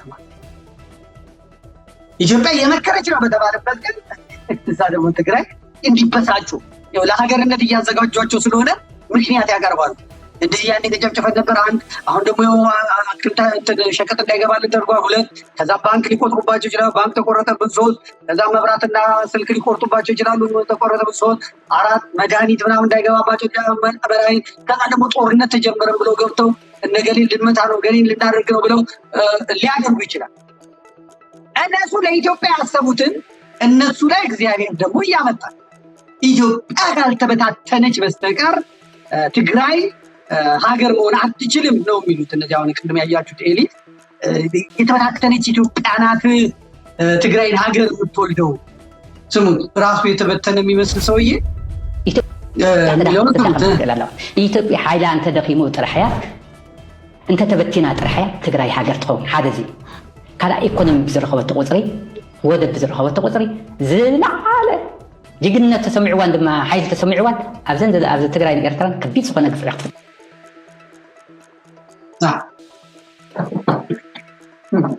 እሷ አሰብን ልትይዝ የቀይ ባህርን ልትይዝ ያን ለማድረግ ግን ኢትዮጵያ መበታተን አለባት። ኢትዮጵያ መውደም አለ። ይሄ ማነው? የኦሮሞዎቹ ኢትዮጵያ ብትኔ ስትቆፋ ኦሮሞን ትልልሻ ኦሮሞ አንድ ሊሆን የሚችለው አባ ብትኔ ያኔ እሱም ይኸው ተበትኖ ቀረ። እሱም ሞተ፣ አፈር ከአፈር ገባ። መቼም እስካሁን አለች ኢትዮጵያ። ዮቴቴ ያለው ደግሞ ጃዋር መሐመድ ከሆነ ኦሮሞን የምትመስል ኢትዮጵያን እናደርጋለን፣ ካልሆነ ግን ያቺን ሀገር በታትነናት ነው የምንወጣ ያለው አባ በትኔ ጃዋር መሐመድ። ዛሬ እሱም ፕላን ቢ ነው የሚጫወተው። አልተጣሉም፣ ከአብይ አህመድ ጋር አልተነቋቆሩም፣ አልተነካኩም። እነሱ ቁማር ነው ዘወትር የሚጫወቱት። ከዛ መጨረሻ ላይ ነው ቁማሩን ሲበሉ ያኔ እኮ እንዲያደረግነው እኛ ነን፣ እንዲህ የሰጠነው እኛ ነን፣ እንዲህ ያደረግነው እኛ ነን የሚሉት ከጨዋታው በኋላ። አሁን ይህን በመናገሬ ብዙ ሰዎች እለቱን ስለሚያዩ እለቱን ስለሚመለከቱ እለቱን ሁሉን ነገር ስለሚያዩ እንዴት እንዲህ ትላለህ? ጃዋር አሁን እየሰራ ያለው ትክክል ነው፣ ጃዋር እያደረገ ያለው ትክክል ነው፣ ጃዋር መልክስዬ ምናምን ያለ ያው ነው። አንዴ መርዘኛ የሆነ አንዴ ገዳይ የሆነ አንዴ ወንጀለኛ የሆነ ወንጀሉ አይለቀውም። የንጹሐን ደም ያስፈሰሰ ሲናገር ሲተፋ የኖረ አሁን ለኢትዮጵያ ለደረሰችበት አደጋ ሲሰሩ የነበሩ ሰዎች መቼም ይቀየራሉ የሚል አንዳችም እምነት የለኝም። የኦሮሞ እንደዛ አለ፣ ራሱ ተበተነ፣ ራሱ አፈር ደቼ በላ። አሁን ደግሞ ትግሬዎቹ አይማሩም፣ ካለፈ ስህተት አይማሩም። እነሱ ብልጥ መሆናቸው ነው። የተበታተነች ኢትዮጵያ ናት ትግራይ ልትወልድበት ትችለው ይላል። ይበታትንህና ራሱ የተበተነ ሰውዬ ተመልከት። በሆነ የተበተነ ሰውዬ የተመታ ሰውዬ 27 ዓመት እንኳን በነበረው የግዛት የአገዛዝ የበላይነት በልቶ ያልወፈር ያልሰባ እንደነ አቦይ ስብሃት እንደነ ደብረጽዮን ትንሽ እንኳን ስጋ ያላወጣ አሁንም በዛው መርዛማ እሳቤው የምትበታተን ኢትዮጵያ የምትጠፋ ኢትዮጵያ ናት ትግራይ ልትወልድ የምትችል ይላል። ስለዚህ የእነሱ መነቋቋር የእነሱ ከዛ ከዚህ መጣጣል ሻዕቢያ ከዛ የሚወረውረው ወያኔ ከዛ የምትወረውረው እዚህ ያለው የሚጫወቱትን ጨዋታ ይሄ የአማራ ኤሊት የተባለ ካልነቃ በስተቀር ምን ኢትዮጵያንም እኔ ያለኝን ተስፋ ነው የምናገረው። ኢትዮጵያን ማዳን ኢትዮጵያን መታደግ የሚቻለው በአማራ በኩል ነው። ኢትዮጵያን የሚታደግ ከተባለ ኢትዮጵያ ግዴ ለምን እንደ ፍጥርጥሯ ይሁን ከተባለም ደግሞ አማራ እንደ አማራ ሆኖ ለመቀየር እንደ አማራ ሀገር ሆኖ ለመቆም ካስፈለገው ቃል አዋቂዎችን ይሄ አሁን ትግሉን ጠልፈው ሽባ ዱዳ ያደረጉበትን አካላት ሀይ ብሎ የራሱን የአቅም ካላሳየ በስተቀር እመኑኝ ጻፉ ሻዕቢያ፣ ወያኔ፣ ኦሮሞማ ሶስቱ ጥቅሴ ናቸው። ሲፈራረሙ የሚታወቅ ነገር የለም። ሲነጋገሩ የሚታወቁ ነገር የለም። ሲዋዋሉ የሚታወቅ ነገር የለም። ኤርትራ የኖረ ኤርትራ የከረመው የሻዕቢያ ኃይል ቀጥታ ተሰብስቦ መጥቶ ወለጋን የገባው። ወለጋ ገብቶ ምንድን ነው ያደረገው? የወሎ አማሮችን የጎጃም አማሮችን ተወላጅ ናቸው። ጎጃምንም ወሎንም ጎንደርንም የማያውቁ ኑሯቸው ህይወታቸው እዛ የነበረውን አማራ ኦርቶዶክስ እስላም የተባለውን ነጥሎ መጥቶ ነው። በዛ ያሉት እኮ ትግርኛ የሚያወሩ ናቸው። አሁን ቢቢባ ኩምሳ የሚባለው ጃልመሮ ከቴዎድሮስ ጋር በትግርኛ ሲያወራ ሰምቻለሁ። ከሌሎች የትግራይ እንትኖች ጋር በትግርኛ ሲያወራ ሰምቻለሁ።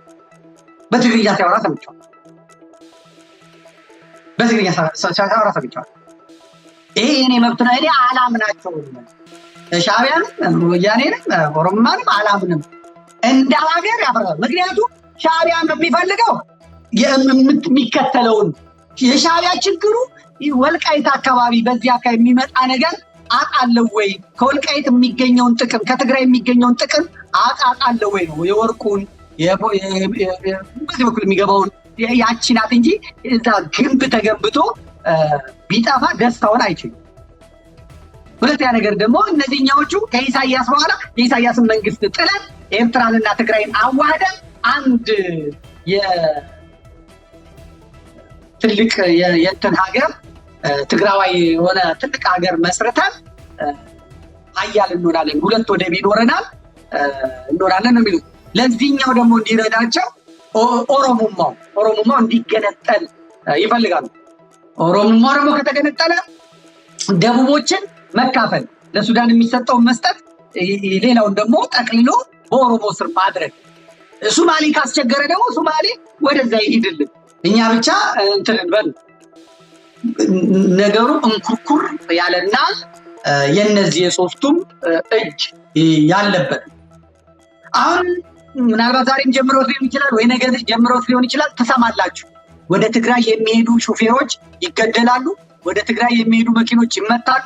ከዛ በማን ይሳበባል? የአማራ ፋኖ እንዲያረገ፣ የአማራ ፋኖ እንዲያረገ፣ የአማራ ፋኖ እንዲፈጠረ የሚል ፕሮፓጋንዳ በአክቲቪስቶቹም በምኖቹም ይነሳል። ይሄ ማለት ምንድነው?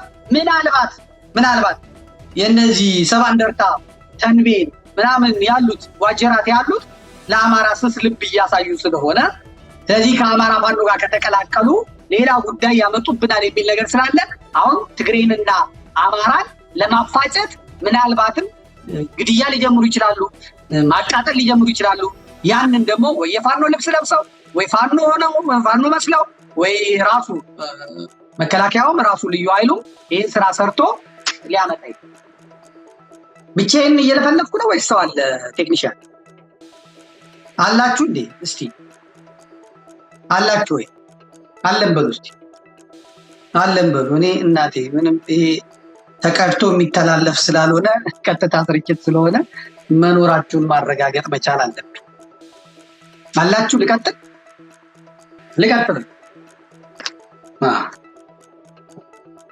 እስቲ አለን ካሉ ትነግረኛለህ። ቆይ ምንም እኮ ሰው መኖር አለመኖሩ ማያስታውቅ ከኔ ጋር ከሆናችሁ ማለት ካላችሁ ትነግሩኛላችሁ። ዝርግፍ ግፍ አድርጉት። አለን በሉ እስቲ። አለ ከቤት ሄዱ።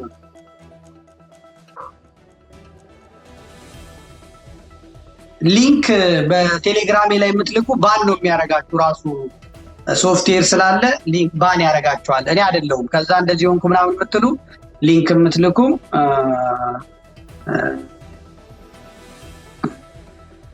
እንትን እንዳይል ማለት ነው።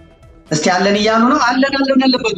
አለን ልቀጥል ልቀጥል ለሁሉ እኔ የምናገረው ለሁሉ ይስማማል ማለት አይደለም። ግን እቺ እኔ እሁድ ምሽት እኔ ማብድባት ምሽት ስለሆነች በዚች እንትን እንዳለን ነው። እዚህ አለን እያለ ነው። አንተ ቀጥል እያለ ነው። አለን እያለ ነው። ከሚኒስትሩን ታራሱ አለን እያለ ነው። ከሚኒስትሩ አለን እያሉ ነው። ወዴት ይኬዳሉላ አላለኛው። ወዴት ይኬዳሉ ወንድም አለም ወዴት ይኬዳል አለ። እንደዚህ ነው በቃ የሐረርጌ ልጆች አሉ። አንተ ሐረርጌዎችም ደብረ ማርቆስ ቁጭ ብለዋል። ያሬድ መንግስቱ ከሜሪላንድ ሀላባ ራሱ ቀጥል ብሏል። ሀላባ ነን ያለነው ብሏል። ቀጥል አለን ብሏል። አለን ገላይን ሁላ እየታጠብኩ ነው የማዳምጠው አለ። ደግሞ ኢዮብ የሚባል ኢዮብ ብርሃነ ከእንግሊዝ አዳምጥ፣ ቁጭ ብለህ አዳምጥ፣ ቁጭ ብለህ አዳምጥ። ይበቃል። አመሰግናለሁ። ጻፉና ይሄም ስለእንትን ነው የምነግራችሁ። ስለዚህ እነዚህ ቁማር ነው በአማራው ላይ የሚጫወት ቁማር ነው የሚጫወት። አማራው የራሱ ነገር ሲሄድ አሁን አማራዎቹ እኛ ሰላም ነን፣ እኛ ፖለቲካ ስሩ ተብለው ነይርጋ ሲሳይ ነው ምናምን የሚባሉት የብልጽግና ምናምን ዳንኤል ክብረት ነው የሾመው። እዛ የደቡብ ጎንደር ሰው ነው፣ የዳንኤል ክብረት አምላኪ ነው። እንዘፍ ይላሉ። ከዛ ማስታወቂያውን ሲሰሩ ደግሞ ህዝቡ ነው የሚታየው እና ህዝቡ ይታያል። በቃ እንደው ብአዴን ህዝቡን ወሰደው ፋኖ በቃ የለም ማለት ነው ይባላል። እንደ ድንገት አምልጧቸው ነው የቀባረኩት እና ይሄንን ይርጋ ሲሳይን ሰማያዊ ልብሱን አድርጎ እየሳቀ መሪዎቹ ከኋላቸው የተሰለፈውን ወታደር ተመልከቱ። ዙም አድርግልኝ ደግሞ ከዛ ይኸው 3 ክፍለ ጦር መሬት ከፈሰሰው ውጭ አይፋ ላይ ይኸውላችሁ ዙ 23 ጠምዶ ተወው። ዙ 23 10 ኪሎ ሜትር 20 ኪሎ ሜትር የሚተኩስ ማለት ነው። ይሄ እንግዲህ የገባው ከዛ ውጭ ያለው ደግሞ ምናምን ፖለቲካ መሰራቱ ነው።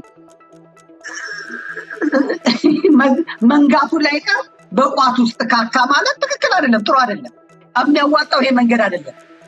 አሁን እጅኛዋን አውጥቷታል። እያንዳንዱ እንትን ውስጥ ተመልከቱ። እጅኛዋን አወጧት፣ ቶሎ አወጧት። ወታደሩ ያለበትን ተንኮለኛ ካሜራማን፣ ተንኮለኛ አንደኛ አዘጋጅ ነው ያመጣው። ህዝቡ በቃ በደስታ ምናምን የተሰበሰባቸዋል። በግዳጅ ተሰብስበው ቁጭ በልተው ነው መሪ ሀገር ያለው ህዝብ እኮ እና ስትለው መምጣቱ የማይቀር ነገር ግን ለወታደሩ የሚወጣው ወጪ፣ ለነዳጅ የሚወጣው ወጪ፣ ለምን የሚወጣው ወጪ እነዚህን ለመጠበቅ ማለት ነው። ተመልከቱ። ከቦታ ቦታ ሲዘዋወሩ 50 መኪና 50 ክፍለ ጦር እነዚህን ይዞ ደሴ ዛሬ ወሎ ኮምቦልቻ ምናምን እያለ ይሄዳል። ግን የምድር ጦር ሰራዊቱ ድንበር እንደመጠበቅ የአማራ የብአዴን ባለስልጣናትን ሱክ እያለ ይከተላል ማለት ነው። ሱክ እያለ በዚህ አካድ ነው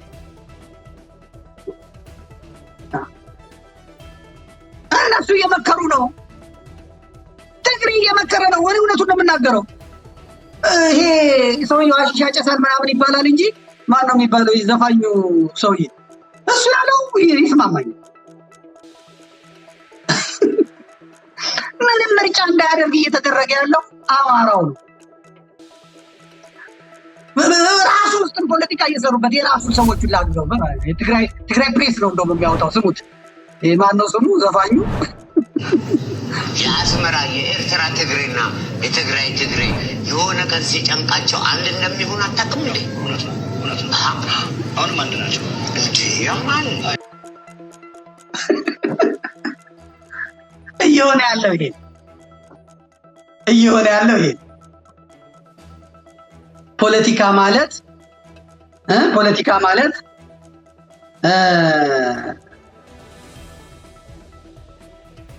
እንዲህ እንደምታዩት ዝም ብሎ በቃ የጽድቅ ስራ የሚሰራበት ምናምን አለ።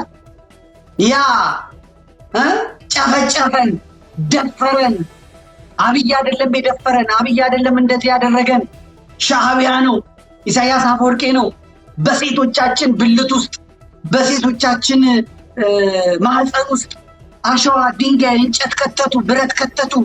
እናቶቻችንን እህቶቻችንን ደፈሩ ሲል የነበረው እና እነዛን ሁሉ አመታት ሲሞግት የነበረው የወያኔው ሰው ያደረገውን ማየት ትችላላችሁ ማለት ነው። ይኸው መመልከት ትችላላችሁ። ልክ ይላችኋል። የተሰራው ትራው ስለቱ ምን ተፈጽሞ እንደሄደ ባይዛይ እምነት የላቸውም። ወያኔ እምነት የለውም። ሻዕቢያ እምነት የለውም። ይሄ የኦሮሞማው የፖለቲካ ኃይል አረመኔ እምነት የለውም። ህዝብ አላልኩም እኔ የኤርትራን ህዝብ፣ የትግራይን ህዝብ፣ የኦሮሞን ህዝብ፣ የአማራን ህዝብ ነክቼም አላውቅም። ኔቨር ሱሬን የነገረኝ ኔቨር በል ያለኝ እንደዚህ አይነት ነገር ሲገጥመ በል ያለኝ ሱሬ ነው። እኔ ህዝብ አልነካም። ኤሊቶቹ ግን ቁማርተኞች ናቸው። በህዝቡ ስም ቁማር የሚሰሩ ናቸው። አላምናቸው።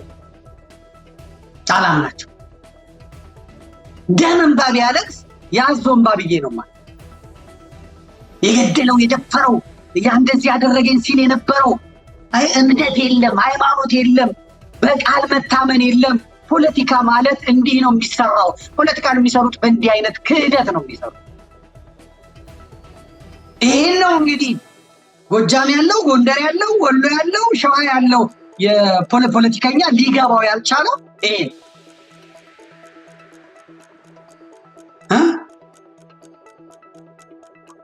ዳሪው ይሄ ምን ስቶክሆልም ሲንድረም ነው የምትሉት? ስቶክሆልም ሲንድረም ማለት እስር ቤት ሲደፍር ሲገርፍ ሲያኮላሽ የነበረውን ሰውዬ ያፈቅሩታል አሉ። ከዛ ከወጡ በኋላ እነዚህ አሁን የትግራይ ኤሊቶችም የገጠማቸው ያ ደፈረን፣ ቀጠቀጠን፣ ገደለን ምናምን ሲሉትን አፈቀሩት ማለት ነው። ናፈቁት ማለት ነው። እንስማው እስኪ ወላይ የሚለንን እንስማው። እሺ ሰራዊት ትግራይ ውስጥ ገብቶ ምን ፈጽሞ እንደሄደ ባይ ዲዛይን ዝም ብሎ በአጋጣሚ አንድ ወታደር ከአንድ ክፍለ ጦር ከአንድ ብርጌድ ዝም ብሎ በአንዳንድ ጋጥ ወጥ ወታደሮች ዝም ብሎ የተደረገ አይደለም። በስነ ስርዓት ተነግሯቸው ዲዛይን አድርገው እቺ ክፍለ ጦር ይሄን ዘርፋለች፣ እቺ ክፍለ ጦር ኤችአይቪ የተለከፉ ወታደሮችን አሰማርቶ ትግራይ ውስጥ ምን ሲያደርግ እንደነበረ የትግራይ ህዝብ ያውቃል። ይሄን የተናገረ ሰው ነው ተመልከቱ። ይሄ የተናገረ ሰው ሄዶ ኢሳያስ አፈወርቂ እግር ስር ተደፍቶ ከዛ አሁን ደግሞ ለእኛ አንድንን ምናምን የሚለው ተመልከቱ። ኤርትራ በኤችአይቪ የተጠቁ ወታደሮችን ይዛ መታ በዲዛይን የትግራይ ወጣቶች ኤችአይቪ እንዲለከፉ አድርገዋል። የትግራይ ሴቶች እንዲለከፉ አድርገዋል። የሚገደለው እንዲገደል፣ የሚዘረፈው እንዲዘረፍ አድርገዋል። በዲዛይን ነው የመጡት። ከ1 ሚሊዮን በላይ የትግራይ ህዝብ ተጨፍጭፏል ብሎ 4 ዓመት ሙሉ 3-5 ዓመት ሙሉ ብሎ ኤርትራ ላይ ሲያንቋርር የነበረው አካል ቦታ ቀይሯል። ያኔ ኤርትራ ምን አረገችን? ኤርትራ ባትኖርልን ኖሮ ኤርትራን የሚነካት እኛ እንሰለፍላ፣ እኛ እንዋጋላታለን። የኤርትራ ፍቅሯ ገና አልወጣልንም። የኢሳያስ ፍቅሯ አልወጣልንም። ኢሱ ጭሱ ኢሱ ሱሱ ሲሉ የነበሩት ደግሞ ቦታ ቀይረው የስታሊንን ቦታ ይዘው እንትን ሊሉ ሁለቱም ማደንዘዝ የሚፈልጉት አማራውን ነው፣ ኢትዮጵያዊውን ክፍል ነው ማደንዘዝ የሚፈልጉት። ሃይማኖት የላቸውም፣ ምግባር የላቸውም፣ ኤቲክስ የላቸውም፣ መመሪያ የላቸውም፣ ደንብ የላቸውም፣ ስርዓት የላቸውም። ሼምለሶች ናቸው፣ ነውር ጌጦች ናቸው። ትላንት ምንም ደንታቸዋል። ገንዘብ ሲፈልጉ ያገኛሉ፣ ብር ሲፈልጉ ያገኛሉ፣ የፈለጉትን ማድረግ ይችላሉ።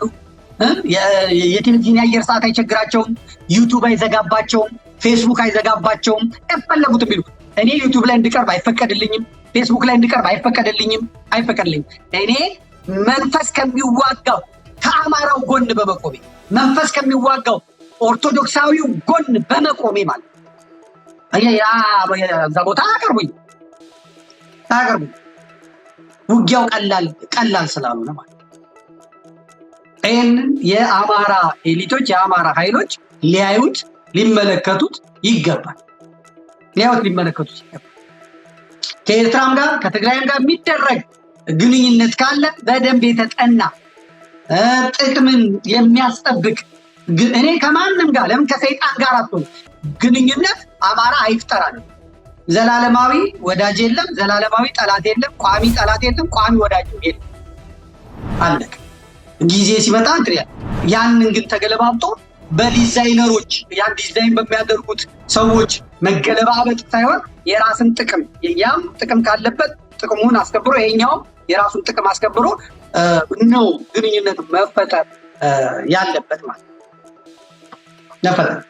ለኢሳያስ ባሪያ ያልሆነ ለኢሳያስ ኢሳቶች ባሪያ ሆነዋል። ሄደው ቆሞ ጌታዬ ብለዋል።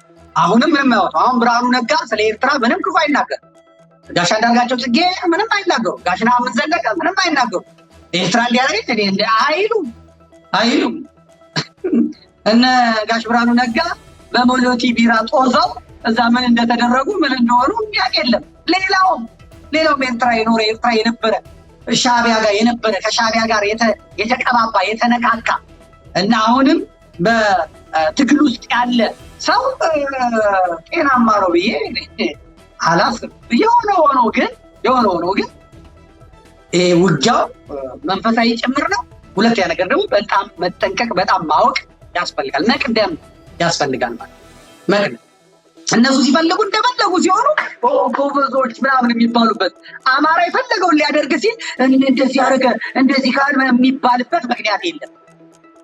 ኦሮሞማ ከአብይ አህመድ ከኢሳያስ አፈወርቄ ጋር ሲያሽቃብጥ ከኢሳያስ አፈወርቄ ጋር ምን ሲል ማልተናገር ይሄ ነገር ትክክል አይደለም ሲባል ሚስጥር አውጥቶ ሲሸጥ አየር ኃይልን ያስጎበኘው ማን ነው? ኢሳያስ አፈወርቄን አምጥቶ የአየር ኃይሉን ሚስጥሩን ጓዳ ጎድጓዳውን ያሳየው ማን ነው? አብይ አህመድ አይደለም? አብይ አህመድ አይደለም ወይ? አለ እኮ መረጃዎች አሉ። የጠላት ሀገር ጠላት በጣም ጠላት የኢትዮጵያን መፈራረስ የኢትዮጵያን መውደቅ የምትፈልግ የምታይን ሀገር ጓዳ ድረስ ጠርቶ መጥቶ ከእስከ ጓዳ ጎድጓዳውን ያሳየው ማን ነው? ይኸው የአየር ኃይሉ አዛዥ እኮ አሁንም አለ፣ አልተቀየረም፣ ኦሮሞ ነው። አጠገቡ ያለው ማን ነው? ሽመልስ አብዲሳ አልተቀየረም፣ ኦሮሞ ነው። አጠገቡ ያለው ማን ነው? አብይ አህመድ አልተቀየረም፣ ኦሮሞ ነው። ከዚህ የተቆሙ ኦሮሞዎች ናቸው። ከኋላ ያሉት ምኖች ናቸው? ሻዕቢያ ነው። የተቆሙ ደብረ ዘይት ነው። ቁጭ ብሎ ምስጢሩን ያለውን የሰው ኃይል የቴክኖሎጂ አጠቃቀም የምናምን አጠቃቀም አውጥቶ የማይደረግ የማይሆን ነገር ያሳዩት እነሱ አይደሉም? እነሱ አይደሉም? እነሱ ሲያረጉት ምንም ችግር የለም። ለሞቱ ጊዜ አማራ መፈለግ ህዳሴው ግድብ ጋር ሄዶ ለአብይ ለሻዕቢያ ያሳየው ማለት ይሄ ትግሬ አይደል እንዴ? አሁን ኦሮሞማን የተቀበለ ኦላና ምናምን የተባለው ዶክተር አብርሃም ነው ምናምን የሚባለው ኦላና ምናምን ብሎ ኦሮሞማን ተቀብሎ ተጠምቆ ኦሮሞ የሆነው ትግሬ አይደል እንዴ? አስመራ የተወለደ ትግሬ ነው። ኤርትራ የተወለደ ትግሬ ነው። አብይ አህመድ አስመራ ይወለድ እኔ የራሱ ጉዳይ የማውቀው ነገር የለም።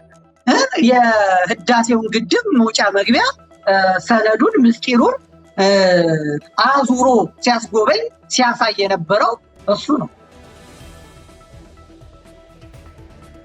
አማራ የነበረውን የጎንደር አማራ የነበረውን ኢንጂነሩን በአደባባይ አፈር ከድሜ ያብልተው በዚህ በኩል ራሱን ገሎ ነው እንደዚህ አድርጎ በሽጉጥ ራሱን ገሎ ነው ብለው ድራማ የሰሩት እነሱ ናቸው። ይሄ ኦላና ገዳ ኦላና ዶክተር አብርሃም በላይ የብልጽግናን ይምረጡ ዶክተር አብርሃም ኦሮሞማን ተቀብሏል። አሁን ኦሮሞ ሆኗል። ኤርትራ ትግሬ ነው። አለቀ። እነዚህ ጥቅሴዎች ሲፈልግ ትግሬ ይሆናል፣ ሲፈልግ ሻዕቢያ ይሆናል፣ ሲፈልግ ኦሮሞ ይሆናል፣ ሲፈልግ ኦነግ ሸኔ ይሆናል፣ ሲፈልግ ጁንታ ይሆናል፣ ሲፈልግ ጁተን ይሆናል። እንደዚህ አይነት ባለበት ሀገር ድርቅ ብሎ ያለው አማራው በእንደዚህ አይነት ቁማርተኞች መበላት የለበት። እዚህ ሰሜኑ የሀገራችን ክፍል ላይ መንገድ የሚሰሩ ቻይናዎች አንድ አህያ ገጩና ሞታ ከዛ ሹፌሩን ዘሎ አንቆ ያዘዋል። ንቅ አድርጎ ያዘውና ከዛ በኋላ ቢባል ይኸው ፖሊስ መጥቷል ምናምን ልቅቀው አለቅም ፍርድ ቤት ፖሊስ ጣቢያ እንሂድ እንደዚህ እንዳያስኩት ለምንድን እንዴ ለቅቄው ከተቀላቀሉ እንዴት እለያቸዋለሁ? አንድ ናቸው። እንዴት እለየዋለሁ? እኔ ብቻ ፖሊስ ጣቢያ ይሄ ሰውዬ ነው ተብሎ መታወቂያ ታይቶ ይከሰስልኝ። አንድ የተለቀቁት በኋላ ነው ተቀላቀለ እንዴት አውቃለሁ? እንደዚህ አሁን ሻዕቢያ ወያኔ ትግሬ ምናምን እነዚህ አንድ ናቸው። ዋና ዓላማቸው ትግሬ ተገንጥሎ ሀገር መሆን፣ ኦሮሞ ተገንጥሎ ሀገር መሆን፣ ሻዕቢያ ተገንጥሎ ሀገር ሆኗል። የሚያሰለጥናቸው እሱ ነው። አባታቸው እሱ ነው። ቁማር የሚጫወቱት ሀገር አልባ የሚያደርጉት አማራው ነው። የደከመ አማራ፣ የደቀቀ አማራ፣ የጠፋ አማራ፣ ማንነቱን ያጣ አማራ ሀገር እያለው ሀገር የሌለው አማራ ሆኖ እንደ ኩርዶች ኩርዳውን ኢራቆች በኢራቅ መስመር አሉ፣ ኩርዶች በቱርክ መስመር አሉ፣ ኩርዶች በሶሪያ መስመር አሉ። ኩርዶች ሰፊ ግዛት አላቸው፣ ግን ሀገር የላቸው። ባንዲራ አላቸው። እዚህ ሰልፍ ሲያደርጉ አያቸዋለሁ። ጀርመን ትምህርት ቤትም በገባን ጊዜ ቋንቋ ለመማር ጀርመን ስንገባ ብዙዎች ኩርዶች ናቸው። አያቸዋለሁ። ሀገር የላቸው። ህዝቡ አለ፣ ግን ሀገሩን ተቀራምጠው። አማራንም እንደዛ ነገር ነው። ሻዕቢያና ወያኔ የሚቀራመቱት አለ፣ ኦሮሞ የሚቀራመተው አለ፣ ሱዳን የሚቀራመተው አለ። አማራ ወይ አገልጋይ ይሆናል፣ ወይ ገረድ ይሆናል፣ ወይ ባሪያ ይሆናል፣ ወይ እንደዛ ሆኖ ይቆጣል ማለት።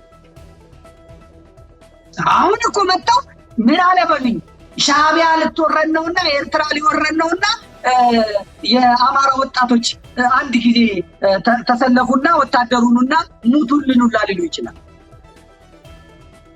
ቆይ ደግሞ አሁን ሻዕቢያ አይደለም፣ ቆይ ሶማሌ ሄደን ነው ከሶማሌ ጋር ነው የምንዋጋው ሊሉ ሁላ ይችላል። ይህንን በደንብ አድርጋችሁ ልታዩት ልትመለከቱት ይገባል። በጣም በጣም በጣም በጣም ልታስቡበት ይገባል የሚል እምነት ነው ያለኝ እኔ ማለት ነው። እዚህ ሌሎቹ በአንድ ላይ የተሰለፉ ነው፣ አንድ ላይ እየመጡ ነው። አጀንዳዎች በብዛት እየመጡ ነው ማለት ነው።